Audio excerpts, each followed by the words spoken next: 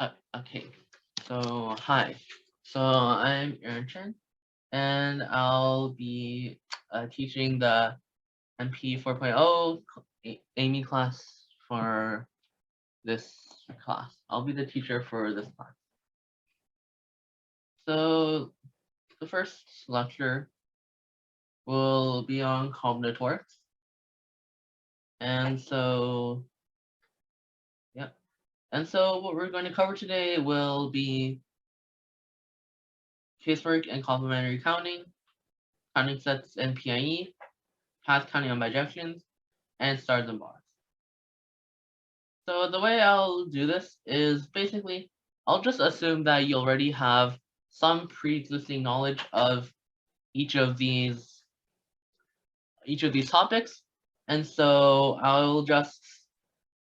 as a result, all I will do is just directly give you problems, as you can see. Okay.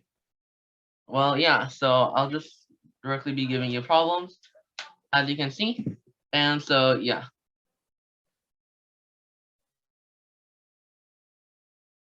And so let's start with this number one.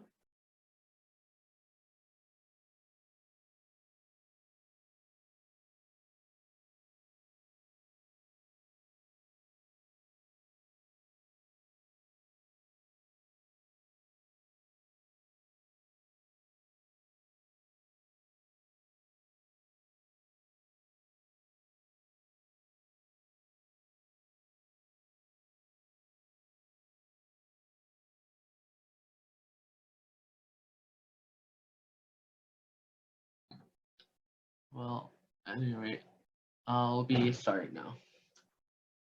Uh, First of all, can you confirm that they are still seeing the same slideshow? Can you Oh, we can confirm? see it. Okay. Do you see it with the annotations or? Yeah. Okay, good. So, yeah. So for this problem, the statement goes, let M be the number of 5-element subsets that can be chosen from the first 14 natural numbers, such that at least 2 of the 5 numbers are consecutive.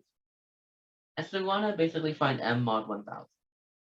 And if you don't know what M is 1000, if you don't know what mod 1000 means, it's just basically M mod 1000 is basically the same as this statement. So yeah. So first of all, the word here, at least 2 of the 5 numbers are consecutive, is a pretty big hint because it would usually imply complementary counting.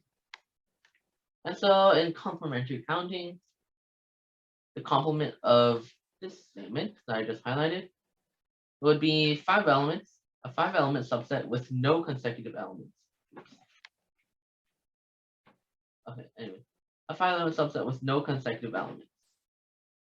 And so, also clearly, the total number of possible 5-element subsets is 14 choose 5.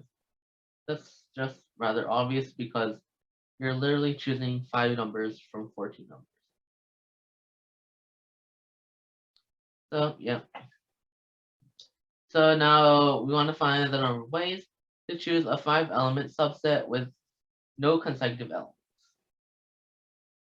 So this is basically the same as placing 9 dividers that are set in place with 5 stars. And you can have at most 1 star between each divider pair.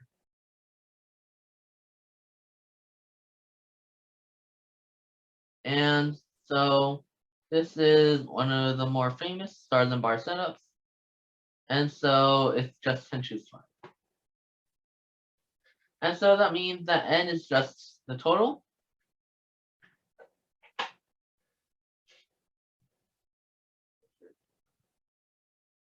Okay, n is just the total, which is this, minus the complement, which is this. So it's 14 choose 5 minus 10 choose 5. And if you calculate these two numbers out, they evaluate to 2002 and 252. So in the end, their difference is 1,750. And so the remainder when this is divided by 1,000 is clearly just 750. So that's it for this question. So does anyone have any questions about this? Well, okay, and even if there are, so I'll be moving on to show you the next question. And in the meantime, if you have any questions, please ask. Or if you have anything else you want to say, then just also say it out loud or ask privately. And of course, if you have an answer, just message me privately if you ever get one.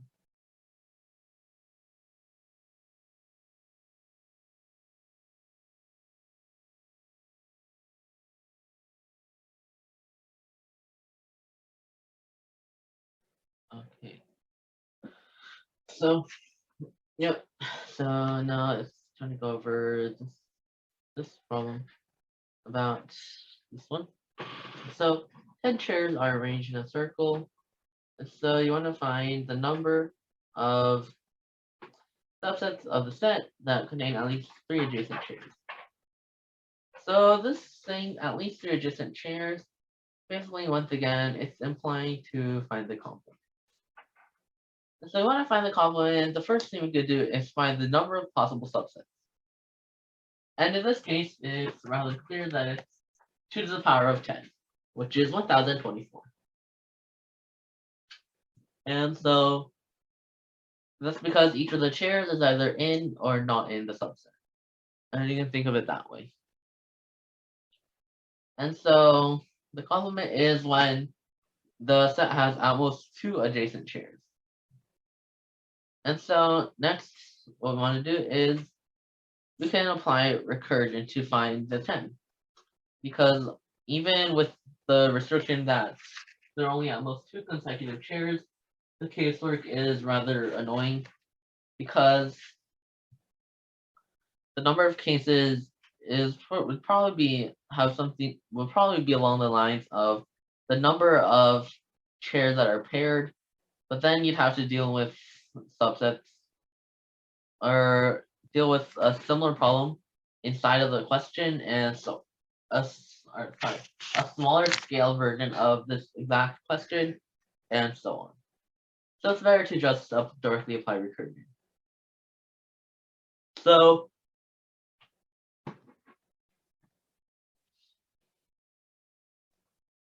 what we can do is first think of it as a row, then find the number that work, and then we subtract the number of possibilities that work for rows, but not in circles.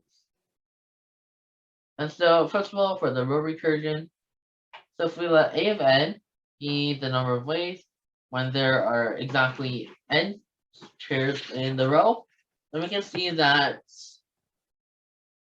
an is equal to an minus 1 plus an minus 2 plus an minus. And the reason you can see this is through casework on the last chair chosen in the row. And the reason for that is simply because if you're just caseworking off of, this is simply just casework for the numbers. So basically, this is what happens if there are if the last is 0, 1, or 2. So yeah, and so if it's all the sum, then we already know that the firsts are 2, 4, and 7. So it goes 2, 4, 7, and their sum is 13. And the sum of the next 3 of 4, 7, 13 is 24. The sum of 7, 13, 24 is 44. So on to get 81, 149, 274, and 504. So, yeah.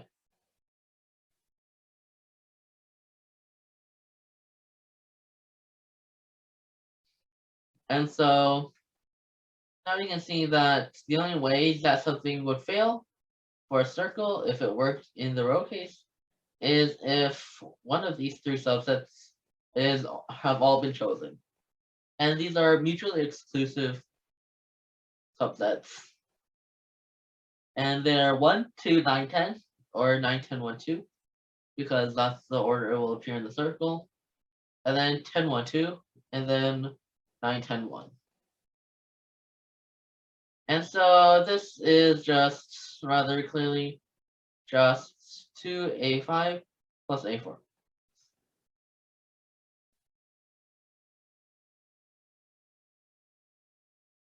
To a5 plus b.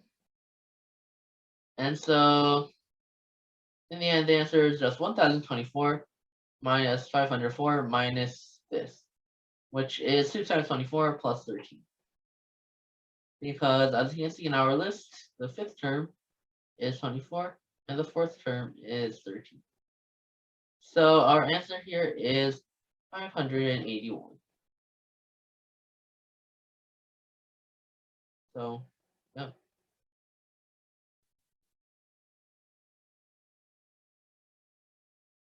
So are there any questions?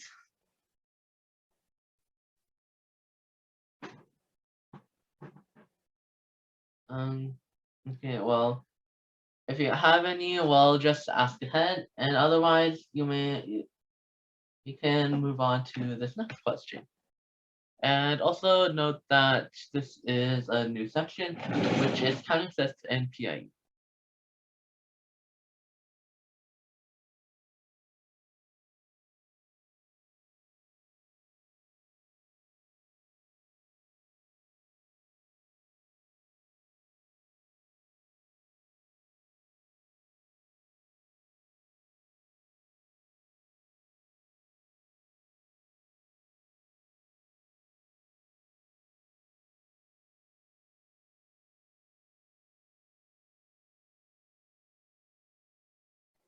All right, so I'll be going over this question now. So yeah. So for this question, so each square, oops.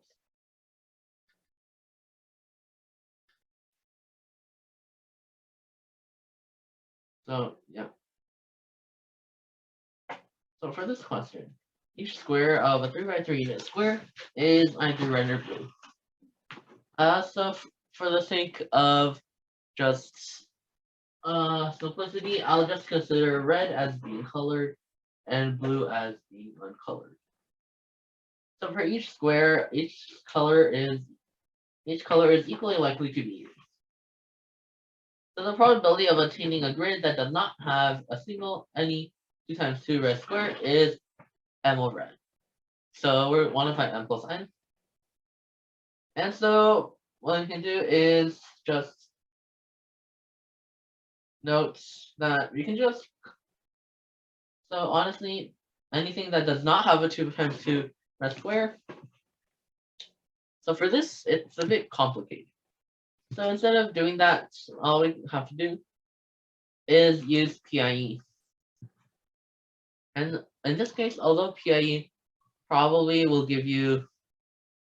definitely gives you more cases to consider regarding the 2 times 2 red squares, the PIE solution is probably a lot easier. So, yeah. So first of all, the case we're nothing over. So in this case, where only one of the cases where none of the squares are used. So there are 4 2 times 2 squares, and each of them has probability 1 over 2 to the power of 4 ways to do this. And so, yeah. So this is 4 times 1 over 2 to the 4 here. And so now if there are intersections of 2 of them, then there are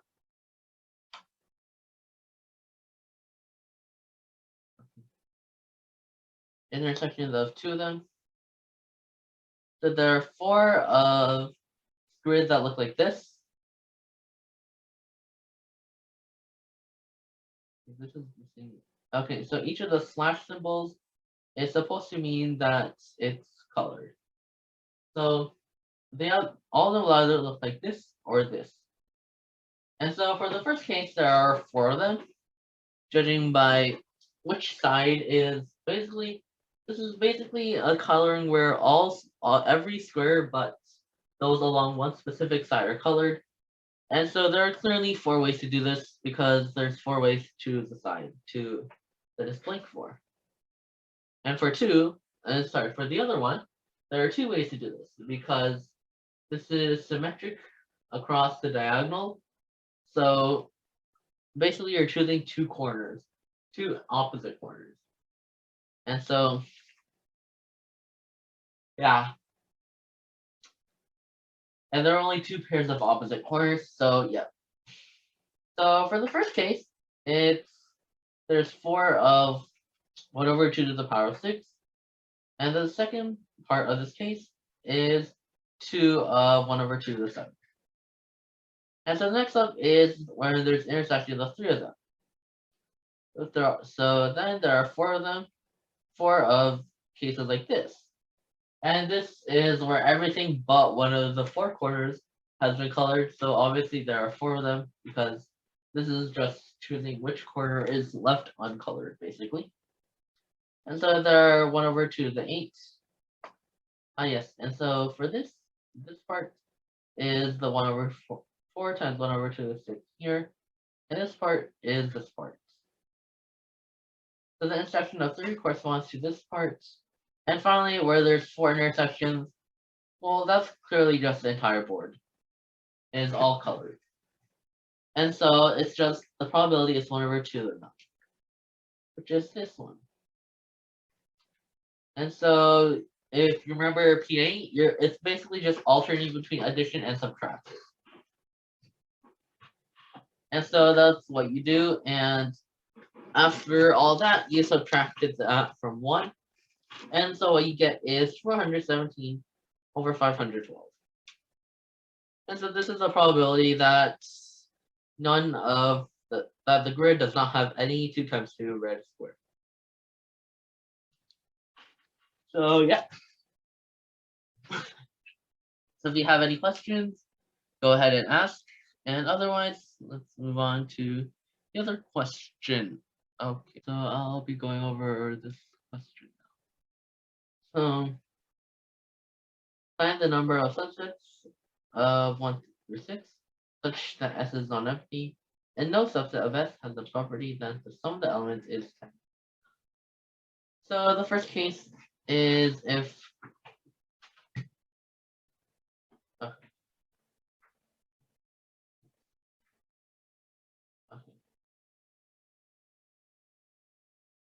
So the first case is if the largest element is the maximum, which is just 6 in question. Sorry, it's the maximum in question, which is 6. And so what we need to watch out for in this case is if 4 is an S or not. And so we can then, we already know that 4 is definitely not an S.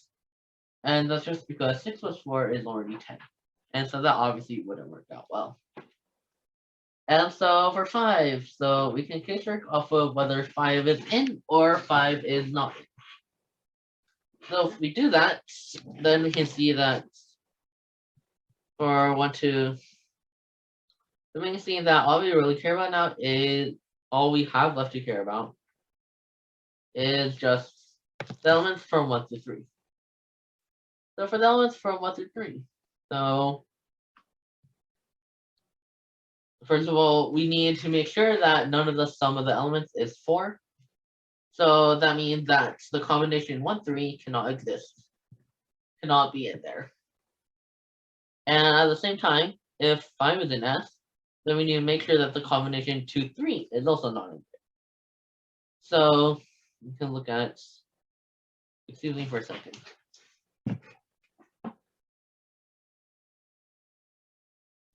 Sorry about that. So, yeah.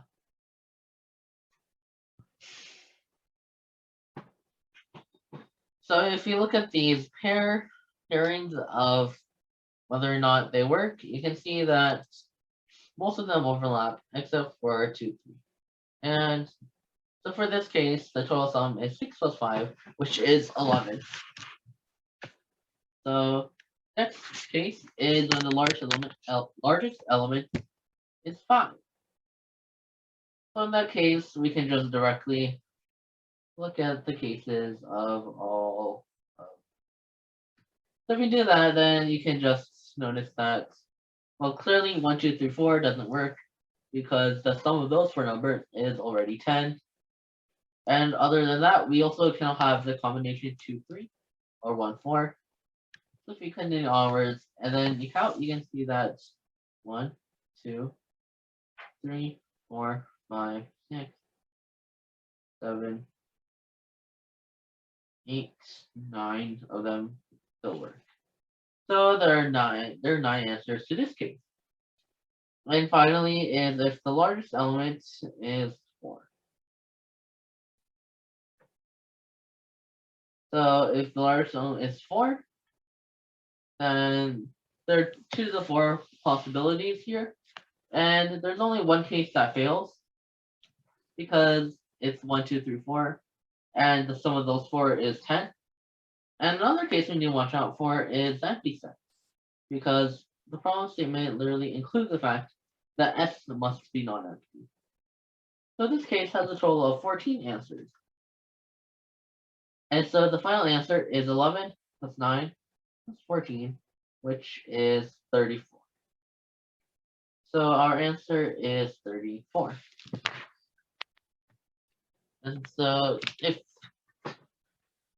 once again, if you have any questions, please ask.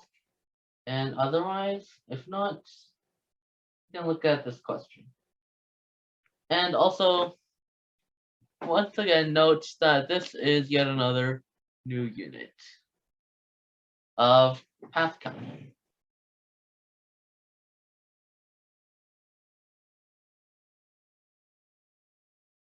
Since no one said anything, I'll assume that you all can see this. So, yep. So this problem is quite literally the most basic path counting problem there is. And so if you know that, you should know that the answer is n plus n choose n. Or n plus n choose n. N plus n choose n.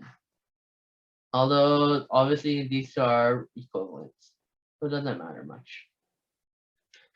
So, if you don't, otherwise, so to just show you how this problem works, even though you probably would know if you know path counting at all. So basically, you assume there are MUs and NRs, and basically you turn it into a word. And as you go left to right in the word, every time you see a U, you move up by 1, and every time you see an R, you move right by 1. And since there are MUs and NRs, that just means that, well, clearly just, obviously you're just going to reach MN at the final place. And so this problem is basically the number of ways to arrange MUs and NRs in a single word. And so that is by definition, or not by definition, but like, you can easily see that it's m plus n choose m, or m plus n choose n. And either way, yeah. So if you have any questions, ask. And otherwise, you can look at the next path counting exercise question.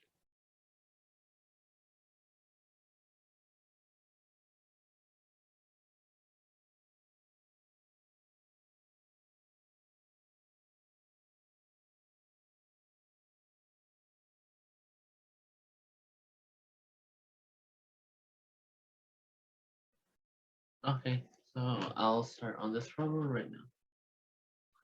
So yeah, so an upright path is basically just a sequence of paths that go up or right. And so they're set, and basically they are intersecting if they share a common point, which is basically the definition of an intersection, really. So I want to find the number of pairs AB where both of them are paths, and A goes from 0, 0 to 4, 4, and B goes from 2, 0 to 6, 4, and where A and B do not intersect. So the first thing we notice is clearly that the total number of paths here is simply just h is 4. Oh, sorry, h is 4 squared. And that's just because there are h is 4 ways to choose A, and h is 4 ways to choose B. And so if you add, sorry, so now we can consider the cases where AB intersects.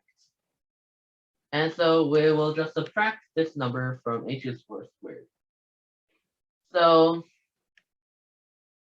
we can claim that every intersecting path can map to a path from 0, 0 to 6, 4, and 2, 0 to 4, 4. Can map to that pair of paths. And as for how exactly to do it, so we'll focus on this diagram up here. I don't know if you can see it clearly, so I'll just zoom in some more. Okay. So,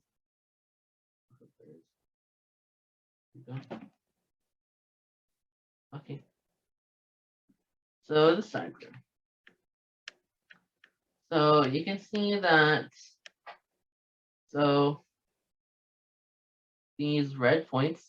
Actually, let's do pale blue. These pale blue points that I'm drawing are 0, 0, 2, 0, 4, 4, 6, 4. And it should be obvious which are which. And so the two paths are clearly drawn. So there's this one that goes, so there's one path that goes like this, and the other path goes like this. And so if you combine these together, what you'll get is this. So these two do intersect. And so what you can notice is that this path can either be split into something like this and this, which is what the original green is. No.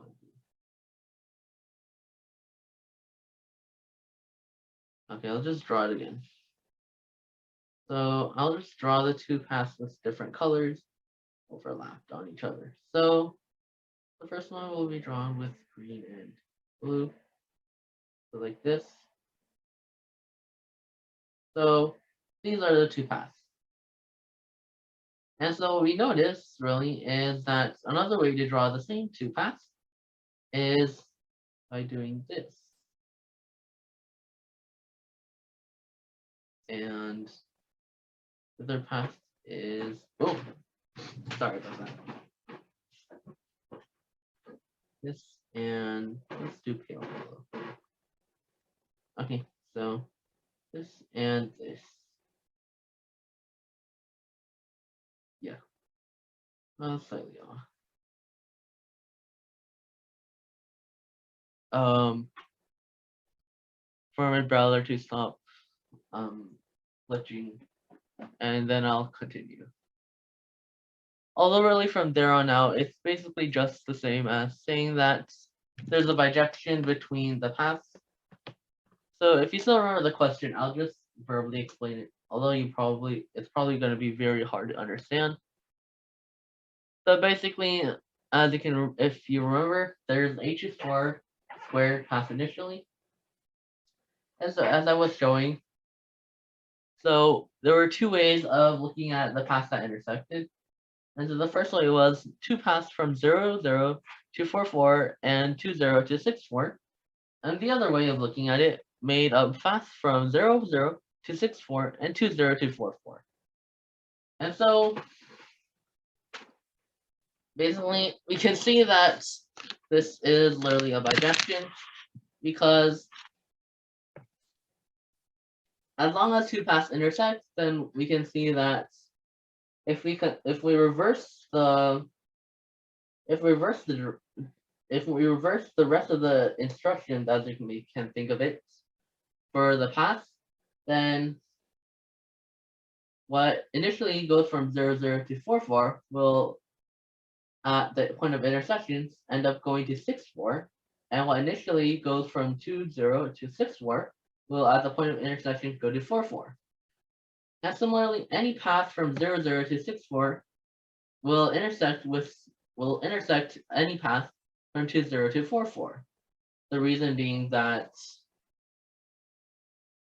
this is literally just two paths that,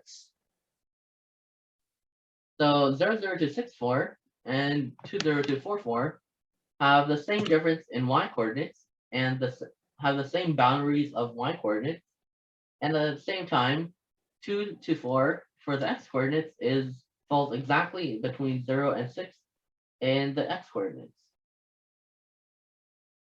Huh? Okay, I can't see a bit of it. Aren't there double counting cases where there are two intersections? So no, if you look at the bijection I'm trying to explain right now, actually I don't know if you can see my screen or not, but I certainly can't see my own. So in the meantime, while it's glitching, I'm just explaining the rest of the problem. Yeah, so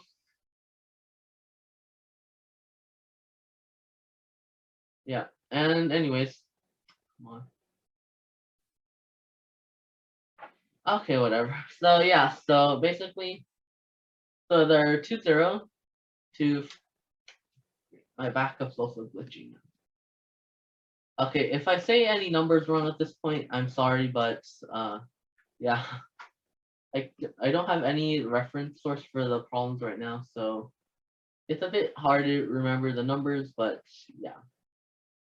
Anyway, so I was saying the bijection, so basically it's a bijection from 2, 0. It's a bijection of the intersecting path to two paths from, so it's a bijection for any two paths from 0, 0 to 4, 4 and 2, 0 to 6, 4 that will intersect at some points to path from 0, 0 to 6, 4 and 2, 0 to 4, 4. And so the number of ways to choose a pair of paths from 0, 0 to 6, 4 and 2, 0 to 4, 4 is simply just 10 choose 4 times 6 choose 4 or 6 choose 2. And so the answer is just, I believe, 8 choose 4 squared minus 10 choose 4 times 6 choose 2. And so that would just be, I believe, 1,750. Because I switched my computer, I don't really have access to the same stuff I was using. So I'll just, at this point, switch a bit and use. Okay. So I'll just switch a bit, and so you might see the handwriting quality go down to even worse than what it was before.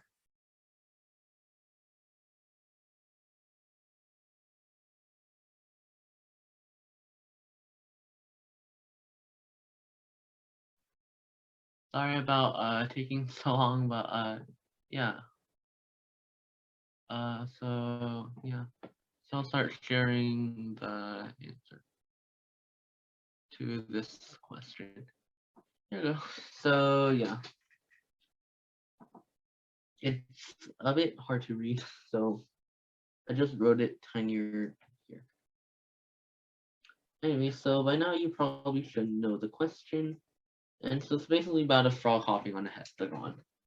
And the frog, if it reaches a certain point, which is one of the two maximally distant from the initial, well, there's two in a heptagon just because it's an odd number of vertices.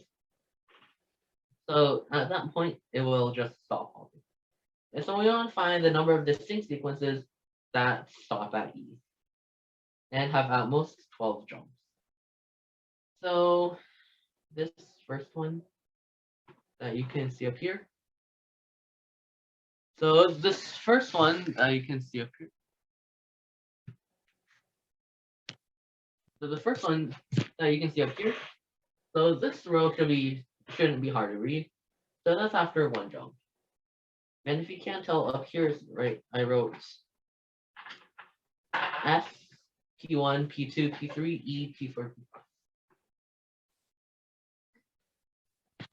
So that's just the order of the vertices of the heptagon in some clockwise or counterclockwise order.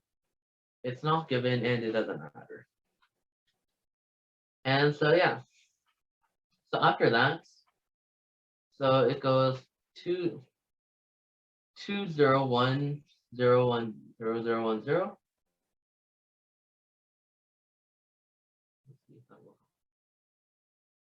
Yeah, no, it didn't. Anyway, so you just see here 2 0 1 0 0 1 0. And next the row says, I'll zoom in on this one.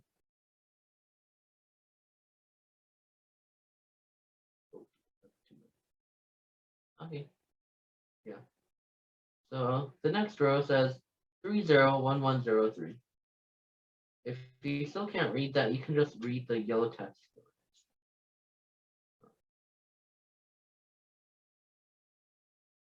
And so after that, this yellow row, it reads 6 0 4 1 1 4 0. It's, hold on, copied it all down wrong. Anyways, 6 0 4 0 6 0 4 0 1 3 0. Okay. And this next row reads 0 10 0 4 3 0 9. And after that, the next, all the rest of the grid should be fairly easy to read. So yeah, so 19 0 14 0 4 9 1 4 9 0, and it just goes so on and so on.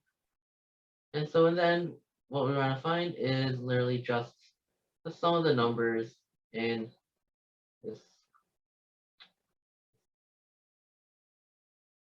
this column.